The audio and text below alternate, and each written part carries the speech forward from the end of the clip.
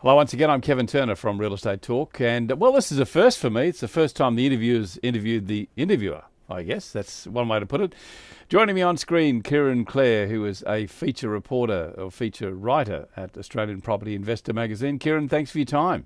Pleasure, as always, Kevin. It's good to be talking to you from the other side. Indeed. Well, my turn to ask all the questions. Kieran, apart from your role with Australian Property Investor magazine, you are a valuer as well, which I guess brings a whole level of understanding to what you write about property as well.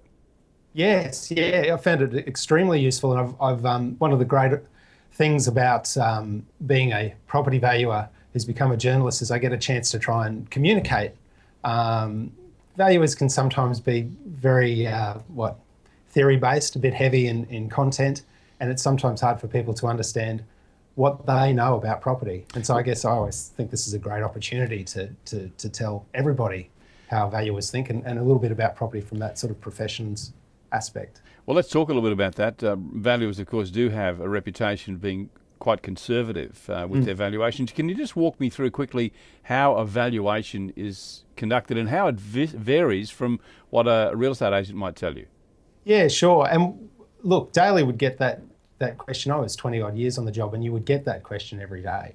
Of course, you're always less than a real estate agent, and to some extent that's true. But I think what valuers have to do is pretty much the same as you do when you go and buy a property, or what an agent does when they're giving an appraisal. They have to look at what's sold in the area and come up with an idea of what the property is worth. Now, I don't know a valuer who can come on the dollar every time with every property. It's impossible. It's not a profession that's got a pointy end. It works in ranges. But a valuer will also have set rules. He's got to provide the sales, and he's got to provide the analysis and step back and give an answer.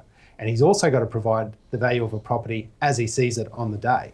So it's no good sort of saying, oh, if we give it a spruce of paint, if I change that kitchen around, they're going to look at it on the day and say, if you walked out now and someone else walked in, this is what they're going to pay for it. And I think too, Kieran, that is exactly the point that we can get to about the difference between a valuation by a valuer and a real estate agent. A real estate agent tends to look ahead, is a little bit more optimistic, and will say, well, the market, I believe, is going in this direction. If you do this and this and this, it's that inherent value, whereas a valuer is probably fairly well grounded and saying, well, that's what it's worth today as I see it.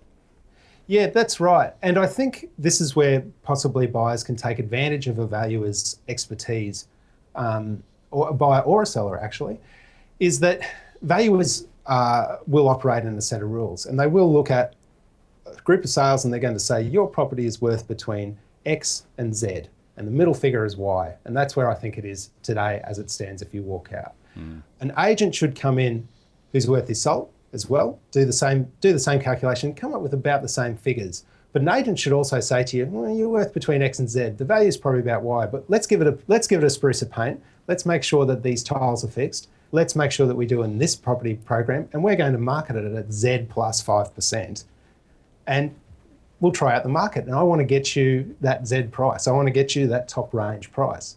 I often sort of think that valuers and real estate agents who are both professional and well informed about their market should come up with the same sort of figures. But an agent does get that opportunity to say, I think we can do a few things here to help boost your prospects.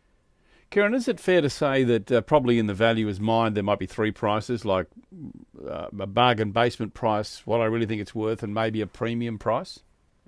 Look, a valuer will say, and it's a catchphrase in our industry, one figure for all purposes, whether you're doing a stamp duty, a GST, a mortgagee sale, whatever. The real life situation, though, is that you do work within that range. You can come up with something that might be, the middle figure's 100,000, the variation is 5% either side. So there's your range, 95 to 105. And what they'll say is probably your bottom figure. If you want to get rid of it quickly, there'll be plenty of buyers down the bottom there. If you're willing to hold out and do a bit more work, you'll be at the top of your range. So in some respects, yes, they recognise that there is a range of figures, but the catchphrase is usually one figure for all purposes. And in the event that you get a valuation done as either a buyer or a seller and you're not happy with it, can you challenge that? Do you often see them change? Look, You can. There's probably, if you're getting advisory, a market advisory report, and this is something that people can really take advantage of with valuers. They don't just do mortgage security valuation. Now, if you're getting a market advisory report, the valuer's got no vested interest anyway in coming up with a figure that's high or low. He's just going to come up with an opinion, and it's going to be professional, and he needs to justify his opinion to you. So if you're going to get a valuation and it's going to come in lower than what you expected as a seller, that's fine. And you can introduce, they will be more than open to discussing why you have this expectation and why theirs might differ. You may come up with some sales, and it's happened to me before, of course, it's happened to every valuer. Your client will come up with sales, they'll say, what about this one and what about that one? And you may have a second thought, and you may shift.